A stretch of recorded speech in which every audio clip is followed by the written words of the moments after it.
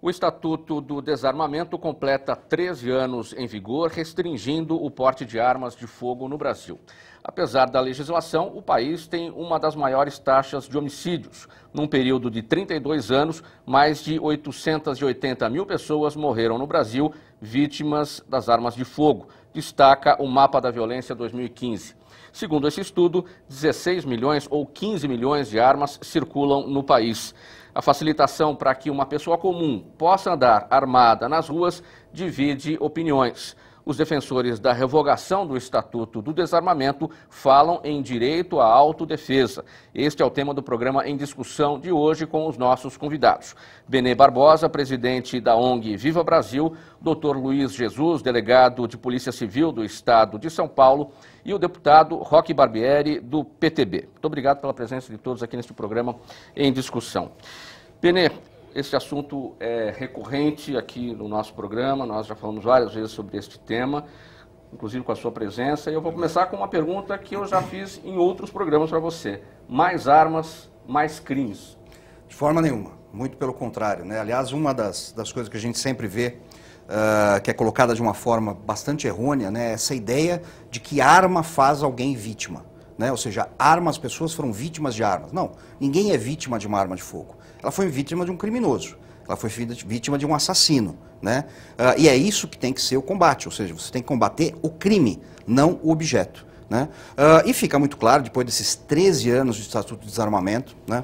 Com a entrega voluntária aí de mais de 600 mil armas de fogo, a apreensão de mais milhares de armas de fogo, o fechamento de 90% das lojas que vendiam legalmente armas de fogo no Brasil, né? O que você vê é o crescimento, o contínuo crescimento dos homicídios e de praticamente todos os crimes violentos que tem a utilização aí de armas de fogo. Ou seja, o Estatuto, do jeito que ele está, ele não passou nem perto, né, de ajudar a segurança pública e muito menos de tornar o cidadão mais seguro por conta disso. O último número que eu tenho aqui, em 2012, a Polícia Federal registrou 31.500 armas no país, numa comparação com 2004, logo após o Estatuto do Desarmamento. Foram registradas 5.161 armas. Está se registrando mais armas, então? O que significa isso? Mais ou menos, né? Não é bem assim. Porque assim, em 2004, né, nós tínhamos a previsão de se realizar o referendo que aconteceu em 2005 para a população decidir se ela queria ou não que o comércio legal de armas de fogo fosse mantido. Então as pessoas em 2004 simplesmente pararam. Né? Elas falaram, não vou comprar uma arma agora, aliás eu conheci gente que fez isso, não vou comprar uma arma agora, porque de repente é proibido, aí depois eu vou perder minha arma, o governo vai confiscar minha arma e eu vou perder dinheiro e etc, etc. Então as pessoas não compraram. Né? Aí obviamente, como veio o referendo, né, a proibição não foi aceita pela maioria da população brasileira. A partir daí as pessoas começaram a procurar novamente essa forma de defesa, né? Procuraram novamente aí adquirir armas de fogo para sua defesa. Embora esse número, às vezes, até pode parecer grande, né? 30 mil armas registradas, é ínfimo. Né? É irrisório se você pegar o Brasil, um Brasil continental que nós temos, né? Um país continental que nós temos, com mais de 200 milhões de habitantes, é um número muito pequeno, exatamente por conta da burocracia, dos custos, né? E até mesmo por causa do posicionamento do próprio governo em prol aí, ainda de um desarmamento da população. Doutor Luiz Jesus, o mesmo questionamento feito ao Benê. Mais armas, mais crimes? Olha, é uma questão a ser conjugada à luz de várias óticas. Eu acredito pessoalmente que o número de armas não vai influenciar no aumento direto da criminalidade. Como o Benê colocou muito bem, quem pratica o crime é o criminoso, é o assassino. E lembrando sobre o Estatuto do Desarmamento, eu me lembro que antigamente o porte de arma era simplesmente uma contravenção penal. Com o advento do Estatuto do Desarmamento, houve essas polêmicas, eu tive amigos também que pensavam em comprar armas ou não, né? E ficaram com medo porque vou investir, vou perder, vou ter que entregar.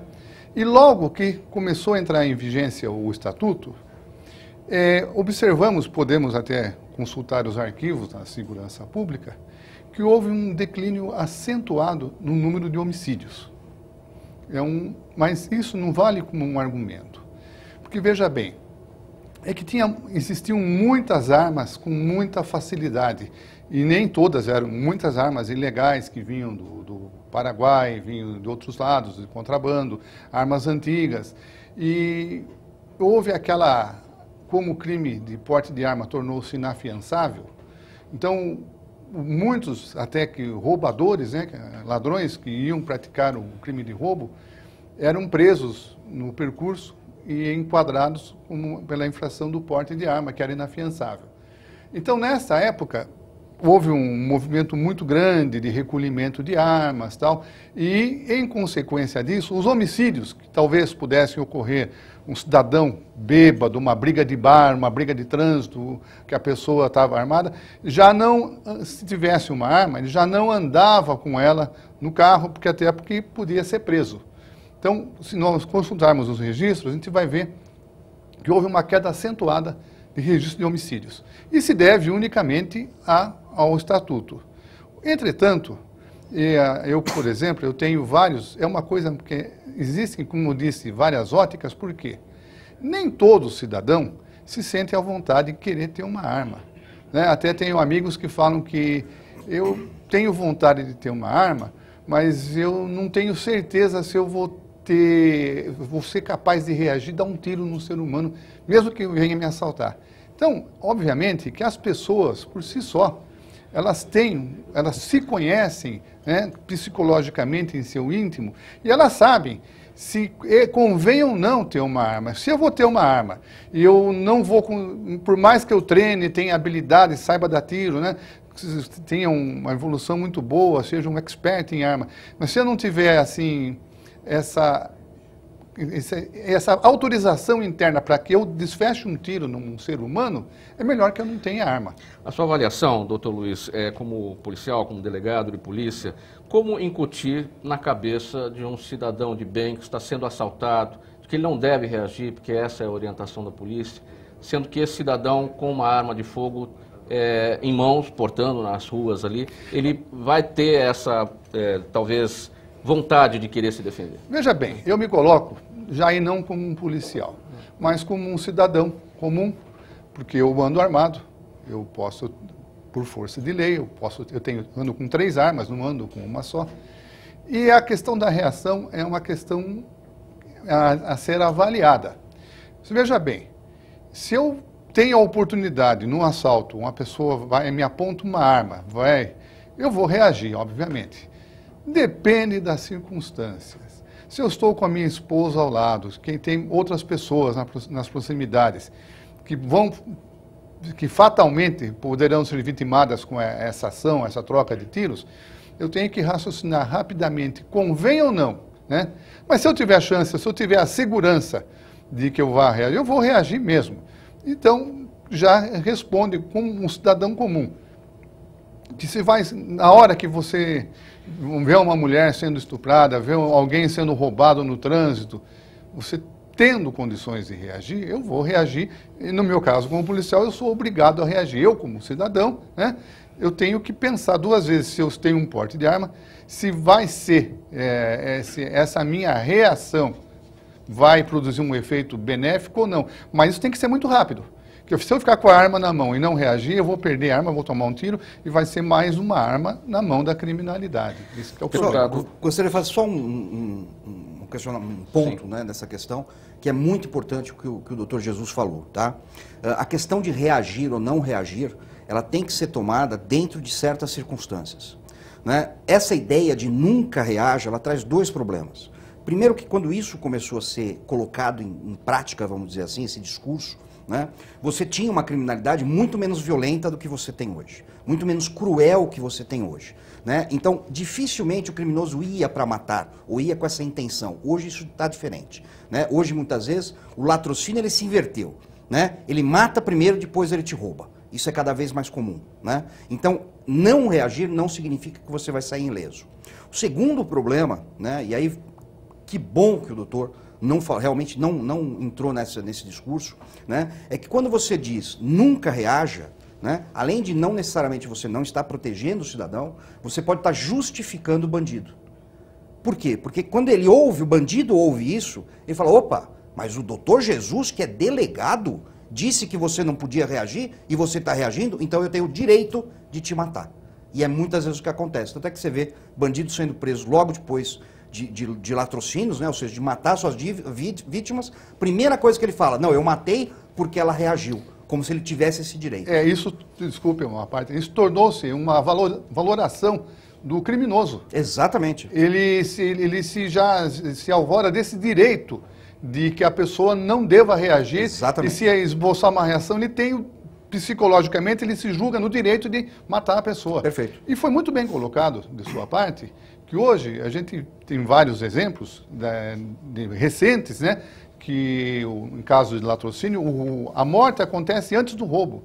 E você vê, por incrível que pareça, é um acréscimo de menores de pouca idade, 12, 13 anos, 11 anos, né?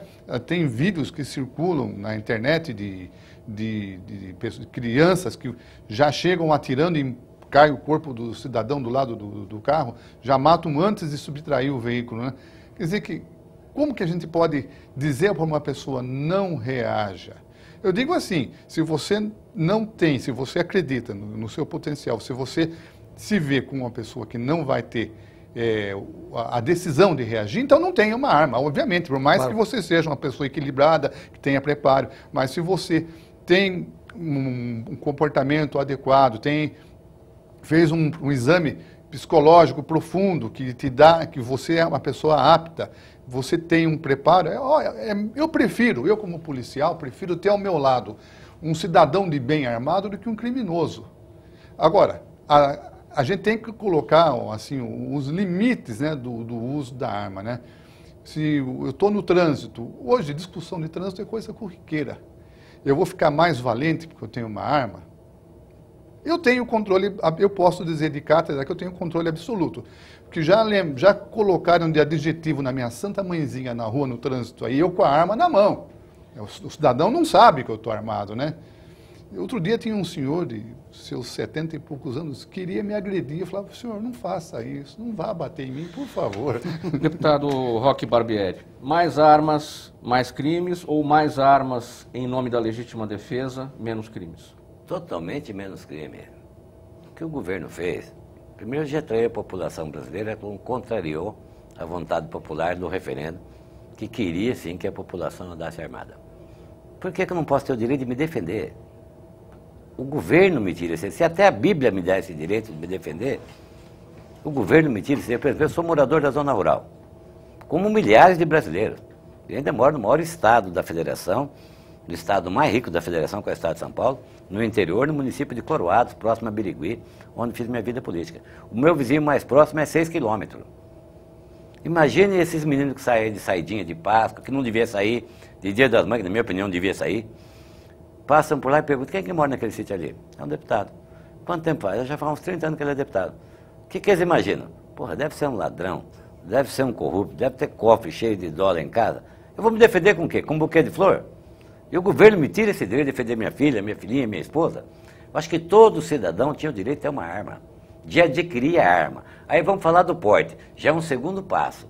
De ter arma em casa, eu acho que devia ser o direito de todo cidadão, desde que não tivesse passagem pela polícia, não fosse ex-criminoso, essa série de coisas aí. Algumas restrições, tudo bem. Agora, não permitir que o cidadão tenha uma arma em casa é um erro grave do governo e isso aumenta a criminalidade. Aí vamos para o porte.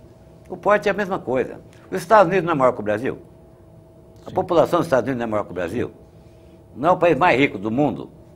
Não tem 300 milhões de armas, segundo o Dr. Benet?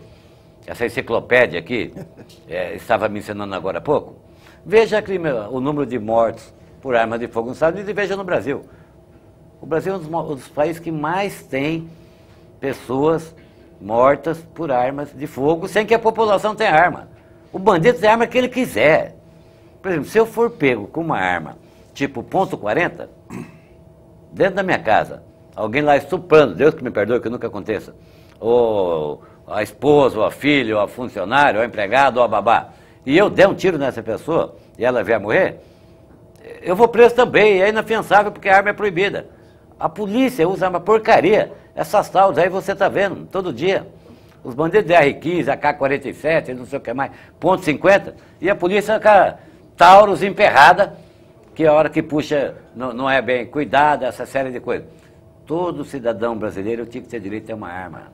Isso é legítimo. A arma não mata ninguém. Quem mata é as pessoas.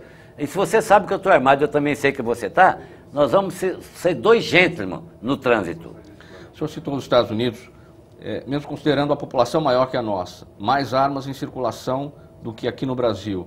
Mas de vez em quando aparece lá um maluco e sai atirando... Aquele que matou 49, aquele demente lá, aqui morre 49 por hora assassinado. Lá acontece, vai ver, cada 2 a 3 anos. Aí dá aquele impacto todo. Aqui morre todo dia. Aqui a cada meia hora morre uma mulher estuprada, um é assassinado. O ano passado, se eu não me engano, foram 57 mil mortos no país por armas de fogo, sem que a população tenha arma. Aí a imprensa, através da polícia, não culpando a imprensa, através da orientação policial e do governo, orienta a não reagir. É errado. A reação tem que ser do momento adequado. É o cidadão que tem que interpretar se naquele momento ele tem condição de reagir ou não. De repente, com uma metralhadora na mão e um 38 na nuca, você não vai reagir. É o próprio ser humano, o próprio cidadão, homem ou mulher, é que vai decidir se deve ou não reagir e se tem condições para isso. Agora, ele tem que ter uma possibilidade da arma. Essa ele tem. Eu não posso ter arma em casa. Mesmo sendo deputado e tudo, eu não posso ter arma em casa. O senhor considerou a sua situação de morar na zona rural, distante do vizinho, distante da delegacia de polícia e muito vulnerável à ação da criminalidade, mas transportando essa realidade para os grandes centros, para uma capital como São Paulo. Mesma coisa. O criminoso, o cidadão de bem armado, ele é capaz de dissuadir um criminoso? Ele é capaz de defender a vida dele. Na minha região, onde tem mais presídio no estado. E eu converso com os presos, visito os presídios, e pergunto, o que vocês têm medo? Onde tem arma?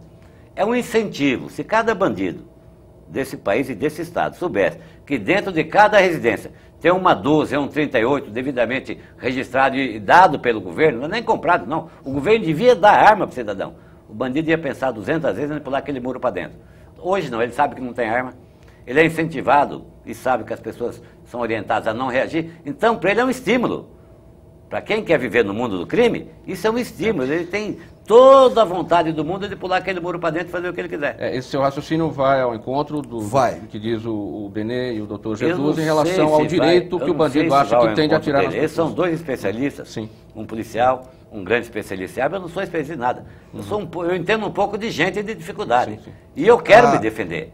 Eu não quero ver minha mãe estuprada, minha mulher estuprada, eu ser assaltado, eu ser espancado dentro da minha casa, meus bens roubados com alguém honestamente, não estou lá na Lava Jato, não, aqui é ficha limpa. Não quero ver minhas coisas sumirem, que eu conquistei, que um velho montado num lombo de cavalo, que era o final do meu pai, analfabeto, criou 10 filhos e largou um cetim de herança para cada um. Não quero ver aquele patrimônio sumir na mão de vagabundo armado, porque eu não posso reagir. Sim.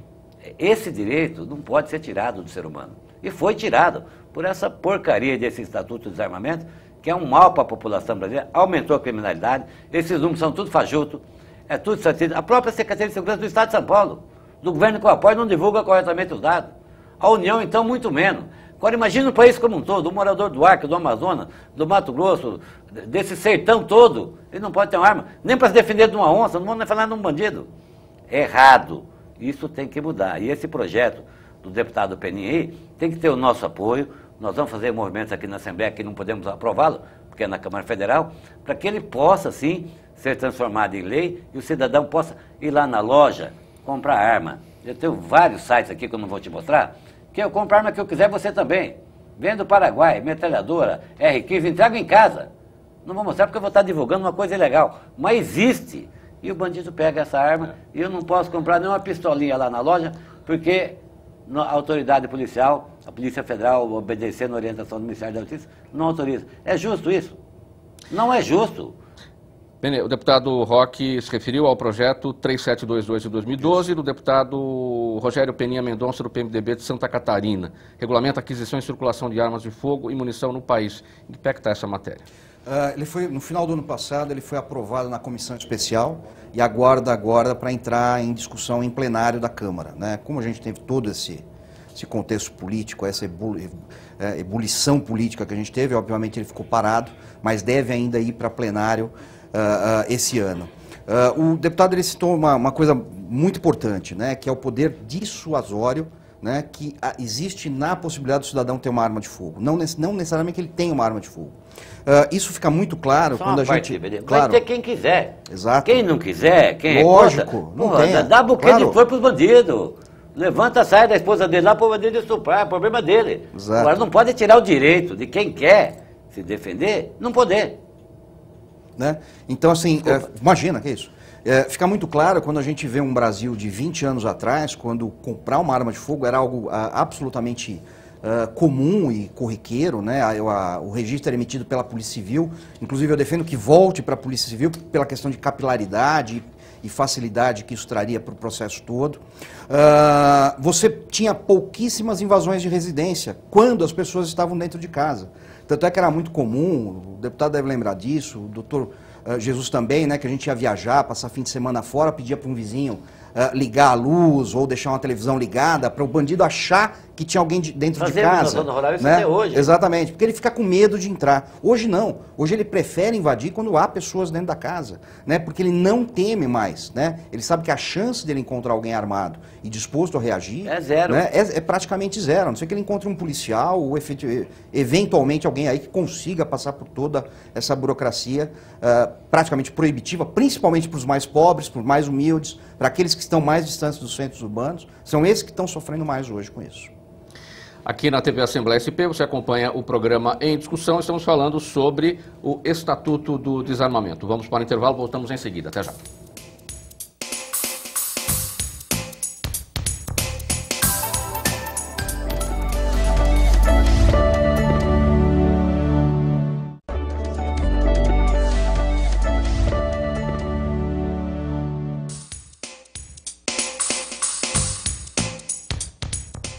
De volta aqui na TV Assembleia SP com o programa Em Discussão, os nossos convidados hoje falando sobre o Estatuto do Desarmamento. Doutor Jesus, dá para se fazer uma análise, um perfil das armas que abastecem a criminalidade hoje em dia? Sim. Armas que realmente vêm de fora do Brasil, que passam pela fronteira sem muita dificuldade. Tem nenhuma dificuldade. Nenhuma, Desculpa, porque... Nenhuma. São entregues na casa da gente, via internet. O que a gente tem aprendido, digamos assim que 98%, 97% são armas que nunca foram registradas, de onde se conclui, obviamente, que elas entraram ilegalmente no país. 2 a 3% são armas, produtos de crime, que eram armas registradas e foram roubadas e passaram para a mão de criminosos.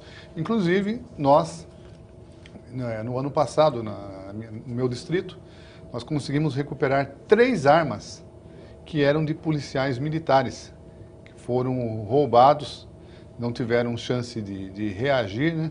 E a arma foi parar na mão de criminosos. Um dos pontos do Estatuto do Desarmamento, à época em 2003, era integrar os bancos de dados da Polícia Federal, o SINARME, com as informações do Banco de Dados do Exército, que é o SIGMA. Isso foi feito, foi um ponto que evoluiu do Estatuto ou não? Olha, nós hoje temos a possibilidade de pesquisar uma arma rapidamente. Quer me dar uma parte, doutor? Pois não. Não funciona. O Exército não tem dinheiro nem para tirar xerox. Nem para tirar xerox o Exército tem dinheiro. Perdeu a hierarquia, não tem recurso para nada. Como é que vai fazer funcionar esse banco de dados conjuntamente e atualizado? Não funciona. Desculpa, mas não funciona. Desculpa te interromper. Alguma coisa funciona assim. Tem casos de armas que são registradas, a gente não consegue levantar o registro, fazer a pesquisa. Mas muitas a gente tem, principalmente armas que são registradas e foram produtos de crime posteriormente. E existe sim um registro, mas não é tão abrangente como o deputado falou. Ainda existem falhas a serem reparadas. Isso é interessante, essa questão do registro, porque, embora ele pareça algo extremamente necessário, ele acaba se mostrando na prática algo muito pouco utilizado, muito pouco útil, principalmente para soluções de crime, né? Você, no máximo, você consegue, de repente, levantar uma arma que teve um registro, que foi, sei lá, roubada de um vigia de banco, ou que foi até mesmo de um policial, como acontece, ou desviada de um arsenal. Mas agora, no cometimento do crime, isso é inútil, né? Porque, assim, o senhor tem quantos anos de polícia, doutor? 40. 40 anos. Quantas ocorrências o senhor atendeu de crime envolvendo uma arma legalizada com o seu dono? O senhor lembra? Mais? Poucas. Exatamente, poucas. São pouquíssimos casos.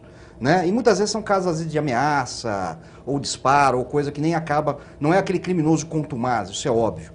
O próprio Canadá, né, na década de 90, ele estabeleceu que as armas longas, né, os espingardas, fuzis de caça, eles deveriam ser registrados. Até então eles não eram registrados. Passaram-se aí 20 anos, eles gastaram quase 4 bilhões de dólares para manter e fazer esse registro, e eles nunca conseguiram solucionar um só crime, simplesmente porque havia um registro dessa arma, né? E agora eles já estão discutindo abandonar esse registro, que é um custo gigantesco para o Estado, toma tempo da polícia, que podia estar sendo utilizada realmente na investigação e na prisão de criminosos. Então eles vão abandonar também esse registro, né? Então se fala muito dessa integração entre o Sigma. Na realidade eu vou te dizer o que é isso. O que é isso é o seguinte, isso aí foi uma pressão muito forte das ONGs desarmamentistas, as ONGs que querem retirar do cidadão essa liberdade de ter uma arma de fogo para sua defesa, né?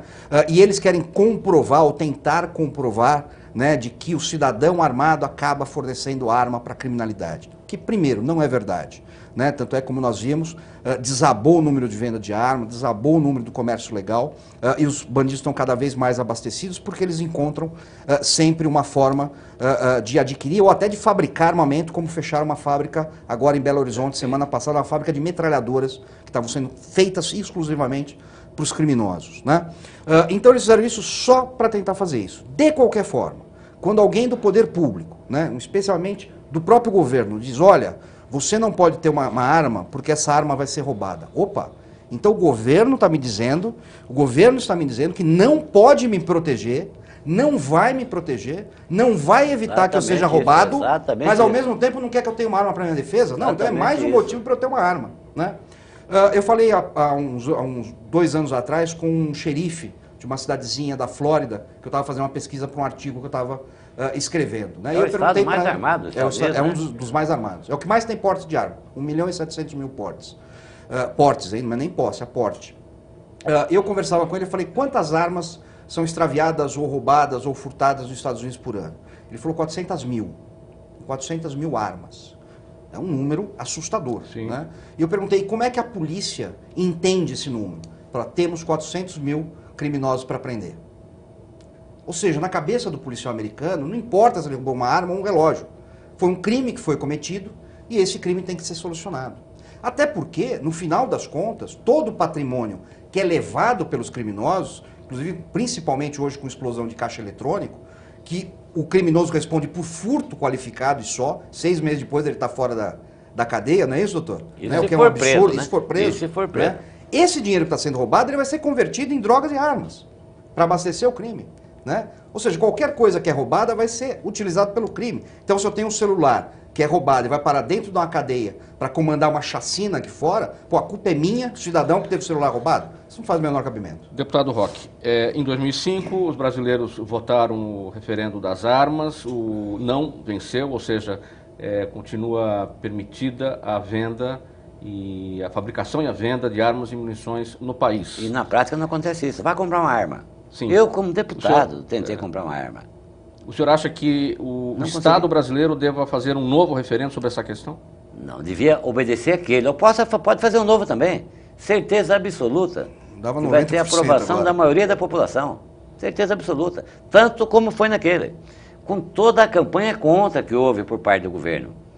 Houve uma campanha desproporcional a favor do Estatuto de Desarmamento e contra as pessoas que queriam ter o direito de adquirir uma arma. A publicidade foi enorme em sentido contrário. E mesmo assim, a população aprovou que todo cidadão devia ter direito a uma arma. Quem quiser, não é obrigado. O padre não quer ter. Por que o promotor tem arma? Por que o juiz de direito tem arma? Explica para mim. E por que eu não posso ter arma? Não, deputado, eu cidadão. Você cidadão, por que você não pode ter? Que são melhores que nós? Essa discriminação, tentando proteger algum segmento elitizado da sociedade. Se eu não posso ter arma, não tem nenhuma razão para o promotor ter também. E ele tem arma e o porte. Sem burocracia nenhuma. O cidadão não consegue. Hoje o cidadão brasileiro não consegue. E de calibre restrito. De calibre restrito. De calibre ele restrito. não consegue comprar uma arma, um cidadão de bem. Um trabalhador, um empresário, um cidadão de bem. Ele não consegue comprar uma arma. A burocracia é enorme, enorme, enorme. Quando conseguir o porte, jamais. Esquece. Eu não tenho o nome, mas você é especialista. Nos últimos anos, no último ano, Quantos portes de armas foram concedidos pela Polícia Federal no Estado de São Paulo? Eu acho que nenhum. A notícia aí parece que foi um para Abílio Diniz. Se não me engano, foram 2 ou 3, é muito pouco assim. Tá ouvindo ou não? Por causa de um sequestro aí, de uma pessoa importante. Não, e detalhe, né? Normalmente é concedido para aquele que tem dinheiro para ter segurança particular. Isso, que nem precisava. Carro blindado. Aquele nem precisava. Esse ainda consegue o porte de arma. Aquele Por isso que eu digo que além de tudo, é uma legislação absolutamente discriminatória, né? Porque ela pesa muito mais sobre o pobre, sobre o morador de periferia, sobre o pequeno produtor rural, né, que não tem estudo, muitas vezes não tem instrução nenhuma, é semi-analfabeto, não tem dinheiro. Mas quer defender a mãe dele. Como é que ele vai comprar uma espingarda para ter no seu sítio? Não vai. Aí ele apela para o quê? Para a ilegalidade. Isso acaba fomentando ainda mais os contrabandistas. Porque aí, antes, o contrabandista ele trazia munição para dentro do país só para abastecer o crime. Hoje ele traz, como ano passado a Polícia Federal estourou um grupo no Amapá, formado por agentes da segurança pública do Amapá, que traziam armas, não era para vender para bandido, vendia para pescador, para ribeirinho, porque não consegue mais comprar uma arma legalizada no Brasil. Ou seja, é uma legislação extremamente restritiva, que desarma todo mundo, mas acaba, por um outro lado, fomentando ainda mais o crime. Ainda na questão do referendo, deputado, o não venceu, a fabricação, a venda e a fabricação de armas e munições no país continua. Mesmo assim, não corremos o risco de uma proliferação, se é que isso já não acontece, de fábricas de armas clandestinas, que vão produzir armas muito mais potentes, muito mais letais do que essas armas que os cidadãos de bem usariam em sua legítima defesa? Essas armas, via de regra, vão para o lado do crime. São fábricas até do PCC, de grupos organizados da parte da criminalidade, que fabricam suas próprias armas muitas vezes. Agora, o cidadão de bem nem tem acesso a isso aí. Nem tem acesso. O que eu queria? Como cidadão, não estou falando como deputado, não, como cidadão. Ter o direito de eu ir lá na loja, dentro da lei, adquirir minha arma, pagar por essa arma e levá-la para casa. Estou nem discutindo mais o porte, o direito de ter a arma dentro da minha propriedade. Para quê? Para eventualmente, tendo possibilidade de defesa, que aí vai ser um entendimento pessoal meu, se eu devo ou não reagir àquela afronta, ou aquele assalto, ou aquela tentativa de assassinato, ou qualquer coisa, e eu ter como me defender. Eu não tenho essa possibilidade. O cidadão brasileiro não tem. Ou ele faz escondido, como você disse, de alguma fábrica que, via de regra, é mais para o bandido, mas pode ser que ele tenha algum conhecimento e adquira, ou compre pela internet do Paraguai, vários sites, vem trazendo na casa da gente. Só que ele está agindo irregularmente, ele está agindo fora da lei. Ele quer ter arma dentro da lei, e o governo não permite. Isso vai, sim, proliferar a arma ilegal. E aí vem a pena. Eu te falei da arma restrita. Se eu estiver dentro da minha casa, 2 horas da manhã, que nem a polícia pode entrar na minha casa 2 horas da manhã. Nem a polícia, não sei, num flagrante, nem a polícia pode entrar na casa do cidadão no período noturno. Entra lá 3, 4 marginais, num condomínio qualquer, como acontece aqui em São Paulo, vários condomínios. Eu vou defender com o quê? Com o que eu vou me defender? Explica para mim. E é tão fácil, veja bem, conseguir uma arma ilegal, basta citar como exemplo o que ocorreu no Morumbi aí, que um garoto de 10 anos atirou nos policiais. Essa arma, eu acompanhei pela imprensa. Doutor, não, rapaz, não vou nominar aqui o site, que eu estaria fazendo propaganda.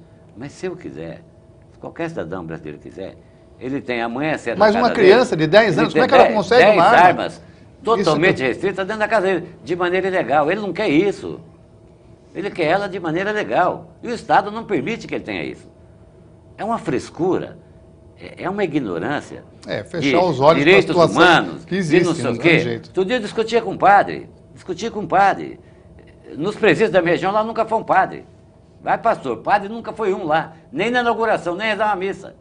A hora que vai falar de arma, são todos contra.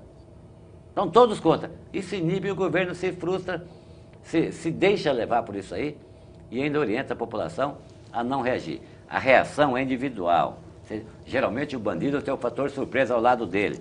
Mas todos nós temos um mínimo de inteligência. Mesmo um analfabeto, na sua autodefesa, ele tem um mínimo de inteligência para saber, olha, eu tenho condição de reagir. Não vou mesmo tendo arma, eu vou ficar quietinho, porque não tem como eu reagir. Em última instância, o problema é meu. É individual de cada um, não é do Estado. Né? Como é que o Estado pode dizer assim, não, vou proteger você de você mesmo? Ainda mais não, o nosso Estado. Exatamente. Esse país está tão acabado que até o espaço aéreo foi rebaixado. Até o espaço aéreo foi rebaixado. E não deixa eu ter uma arma para me defender, Exatamente. Doutor Jesus, o argumento daqueles que defendem a situação do jeito que está de que flexibilizar o porte de armas é fazer justiça com as próprias mãos. O senhor, como policial, como é que rebate? Não, eu não concordo. É se defender com as próprias mãos. Desculpa interromper. Exatamente. É o argumento daqueles que... Exatamente. É fajuto. É fajuto. É os falsos intelectuais. Sim, sim. É o que fizeram com o Michel Temer com o negócio do Ministério da Cultura. É o que fazem com a Lei Rouanet. O artista tem que viver da arte dele, não do dinheiro público do que era do imposto de renda, que vai se tornar, vai para o cofre para pagar o pediatra no postinho que não tem. Sim. Eles querem dinheiro da Lei Rouanet.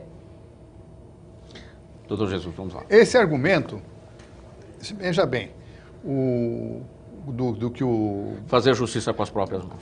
Isso, fazer justiça, eu acho que o cidadão que quer se defender, não é que ele vai fazer justiça com as próprias mãos, ele vai resolver uma lide processual que não se diz, ele vai lá e vai dar um tiro no cidadão, em outro cidadão que está contestando ele com uma briga judicial. Não é isso. Eu acho o seguinte, que eu entendo, eu vejo com clareza, que a reação é diferente de você promover a justiça. Você vai apenas defender o seu direito de não sofrer uma injustiça momentânea que pode ser fatal para você. Você pode morrer se você não reagir. Né? Entre morrer sem reagir e morrer reagindo, eu vou morrer reagindo. Eu vou ter uma chance, vou ter a esperança de ter uma chance. Quer dizer que esse argumento é furado, não, João, posso não fazer uma prospera. pergunta? Vamos lá, Eu sou vamos lá. admirador do Benê, da luta dele, do conhecimento dele, principalmente nessa área e em outras áreas. Vamos falar, por exemplo, da Suíça. O dinheiro roubado aqui dos ladrões, eles falam corruptos, mas são ladrões. Vai a maioria parar na Suíça. Dizem que é o país mais civilizado do mundo, ou talvez um dos mais civilizados do mundo, um dos mais ricos do mundo. O cidadão lá pode ter arma? Pode. Qual que é o índice de criminalidade e de assassinato lá? Praticamente zero, muito próximo de zero. Né? Nós copiamos tudo dos outros. Dos Estados Unidos é ok, yes, thank you very much, não sei o que mais. Vai para Orlando, vai comprar casa em Miami. Tudo nós copiamos. Por que não copiamos isso também? Aliás, você falou esse negócio de casa em Orlando, né? É engraçado que você vê muito desses artistas, e alguns políticos, inclusive, né, que falam, não, porque ter uma arma é um absurdo, porque, olha, os Estados Unidos tem tiroteio, tem não sei o quê. Só que ele tem casa lá, que ele passa férias inteiras, fala, pô, então ele vai fazer lá? Então deve ser maluco, O né? que ele vai fazer lá? Então, se na cabeça vai pra Síria, que deve Ele ser não vai mais no Morro do tranquilo, Macaco aqui. né? Isso, exatamente. Eles sabem que lá tem as armas A Suíça e vão não, passear lá justamente onde tem o maior número de armas. não só... A prova de que o número de armas não acarreta esses homicídios, essas loucuras que eles falam, o próprio Estados Unidos é a prova disso. Exatamente. E é para onde vai a maioria dos turistas brasileiros. Benê, estamos tendo a devida preocupação em relação às armas legais?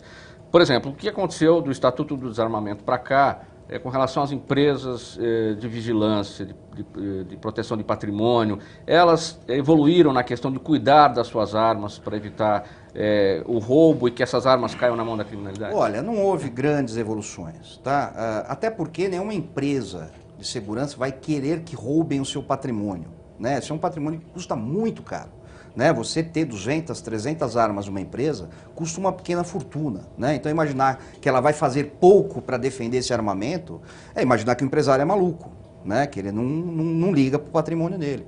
E foi o que eu disse, né? Tudo isso, jogar o foco nesse problema é errar o gol, né? Não tem jeito, porque assim, o problema não é a empresa de segurança que é invadida e as armas foram roubadas. O problema é essa quadrilha que invadiu essa empresa de segurança que já tinha armamento para fazer isso, né? E como nós vimos nesses dois casos, principalmente aqui o de Santos, né?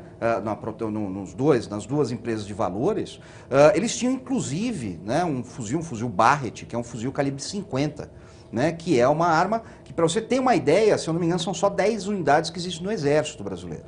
Né? Uma arma que não existe em lugar nenhum no Brasil e está na mão dos criminosos. Ou seja, esse é o problema. Né? Você tem que combater o crime, não é o objeto do crime.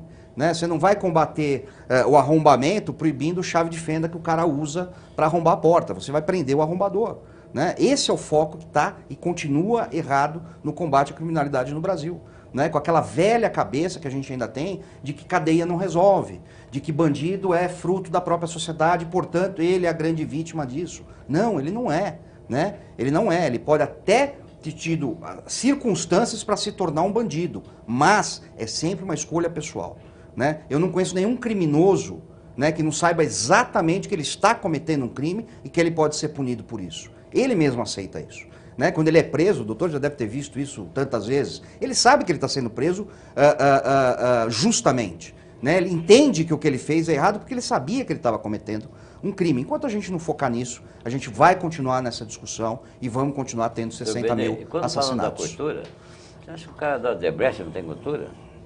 Isso é importante. Da OS não tem cultura? Isso é importante. Isso é outro... Dessas empreiteiras não tem. Falam 6, 7, 8 idiomas. Exatamente. Conhece o planeta inteiro. Exatamente. Tem umas que saíram até da atmosfera, já saíram. Exatamente. São os maiores ladrões do país. Então não tem nada a ver com a cultura. Exatamente. Essa ideia, né, completamente ultrapassada, né, de que a pobreza... É só o pobre que rouba, só o negro que rouba. A pobreza é que traz criminalidade, isso é insustentável. Primeiro que é um discurso preconceituoso. Né? Desculpa de novo, o povo mais honesto desse país é o pobre. Exatamente. Né? E falso, pelo seguinte, então como é que você me explica que na favela tem mais bandido que no Morumbi? Na classe média alta não tem. Mas como Eu preparar... digo que não tem. Mas como preparar a cabeça do brasileiro, o cidadão de bem, para ter uma arma ou até utilizar essa arma, comparando com aquele mesmo cidadão de bem dos Estados Unidos ou da Suíça? Aquele cidadão que vai buscar legalmente comprar uma arma de fogo, ele já tem cabeça preparada. Tenho certeza disso. Até porque é o que a gente estava falando. Até 97, o porte ilegal era uma simples contravenção penal. Né? A posse ilegal não era nem crime, não acontecia nada. No máximo a polícia te aprendia a arma e te mandava embora e não acontecia nada. Nem por isso você tinha tiroteio nas ruas, bang-bang, como trânsito. O pessoal gosta de falar, tiroteio em briga de trânsito, vira duelo, o Velho Oeste. Muito pelo contrário. A gente tinha uma criminalidade muito menor. Né? Porque aquele que busca legalmente comprar uma arma de fogo, ele não pretende cometer crimes. Aquele que está de má fé, que quer cometer o crime, esse vai encontrar uma forma e não precisa ser uma arma de fogo. A gente está cansado aí de ver crimes horríveis acontecendo sem a utilização de armas. As armas de fogo dos colecionadores, doutor Jesus, isso está sob controle? Como é que a Polícia Federal está em cima disso? Olha, até onde eu tenho conhecimento, não há, que me falha a memória, nenhum incidente que envolva colecionadores de armas que tenham sido roubados, que tenham feito uso indevido com uma arma que pertence ao CR, como eles dizem, né? E não tenho. Conheço várias pessoas que são atiradores, esportistas, que são colecionadores, e eu não vejo grandes problemas. Que eles tenham passado por algum tipo de problema. E mesmo nos nossos registros, pelo menos na minha circunscrição, nos 2 anos que eu estou lá, nunca foi registrado um encontro de uma arma que tenha pertencido a um colecionador. Eu acredito que todos eles tenham a cautela necessária sabem da responsabilidade de se ter a arma e não houve nenhum problema. Olha, gente, o tempo do programa já está acabando. Eu vou aproveitar que o senhor está com a palavra, doutor Jesus. 1 minuto e meio para a sua conclusão sobre o nosso tema. Bom, eu penso o seguinte, como um cidadão, né, com a experiência de um policial, que todo homem tem o direito de decidir, de escolher se ele quer ou não estar armado, se ele quer se defender ou não, se ele tem condições psicológicas ou não de se defender, se não é apenas um curioso. E há o testemunho de amigos, né, que me veem armado, nesses 40 anos de polícia eu sempre andei armado, e que as pessoas admitem, olha, eu não teria, assim, a coragem de dar um tiro em alguém, eu acho bonito, mas eu penso de reagir, mas se eu tivesse uma arma, eu não iria dar um tiro em ninguém, então é melhor que eu não tenha. Então, o cidadão que quer uma arma, ele tem consciência se ele pode ou não, se ele deve ou não ter, e se ele tem a oportunidade ou não de reagir, avaliando desde então as consequências que pode ter a reação dele. Benê, sua palavra final, até 1 minuto e meio. Bom, o Estatuto do Desarmamento foi um fracasso, né? O controle de armas, essa tentativa de desarmar a população foi um fracasso na contenção, na diminuição da criminalidade. Eu acho que qualquer cidadão consciente sabe muito bem disso. E eu costumo fazer um exercíciozinho rapidinho, né, para aqueles que tá nos assistindo agora. Imagina o seguinte, nesse momento, se alguém tentar fazer mal a você ou a sua família, se alguém invadir sua casa, seu escritório, agora, né, você acha que vai surgir o Estado, vai surgir um policial ao seu lado para te defender? É óbvio que não. Né? Ele vai chegar depois, infelizmente, para recolher os corpos e saber o que aconteceu. Então, não é justo né, uma vez que a polícia não é onipresente, por mais que ela queira, né, que se retire esse direito de defesa do cidadão. Sem dúvidas nenhuma, desarmar o cidadão não é e nunca será a solução para a criminalidade no Brasil. Deputado Roque Barbieri, sua palavra final. Eu vou fazer um plágio aqui, plagiando as palavras sábias do Benê. Você chega na tua casa e tem lá 2 ou 3 ou 4, sei lá quantas pessoas, estuprando a tua mãe ou a tua esposa. E você tem uma Bíblia e um revólver ao seu lado. Qual deles você pegaria para, aí sim seria fazer justiça, para você acabar com aquilo ali? A arma. Agora, nem esse direito eu tenho. O que eu faço se eu me defrontar com uma situação dessa? Sem nada nas mãos, o pessoal armado estuprando lá a mãe, a esposa ou a filha, e levando o que você tem embora. Como você se defende? Vai discar um 90, que é Deus e um 90 que socorre a gente, eu sei disso. Mas um 90 vai demorar um pouco para chegar. Como é que você faz para sair disso aí? As pessoas que moram na zona rural, esse país tem cidades, aqui em São Paulo, de 20 quilômetros cada um tem uma cidade. Você vai no Mato Grosso, por exemplo, de Três Lagoas a Águas Claras é 140 quilômetros. Tem lugar que tem 200 quilômetros uma cidade da outra. E nesse meio tempo, enormes fazendas, plantações de sojas, famílias morando, colônias de trabalhadores rurais. Como é que esse povo vai se defender? Ele tem que ter o direito de ter essa arma e usá-la como achar que deve. Quando usar errado, ser punido. Não tem porquê. Ninguém quer dar liberdade total para sair dando tiro, fazendo festa com armamento, não. Agora, para se defender, o Estado me tirar esse direito é uma injustiça, é um erro, é uma burrice. Foi por isso que o PT começou a fundar, quando quis desarmar a sociedade, depois quando começou a roubar.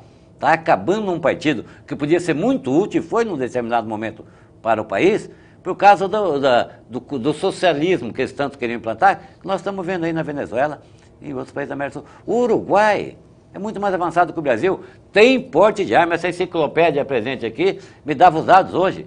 Tem o porte de arma, tem o direito de ter arma em casa, vai ver o índice de homicídio lá. É o país mais armado da América Latina. E muito menor que o do Brasil.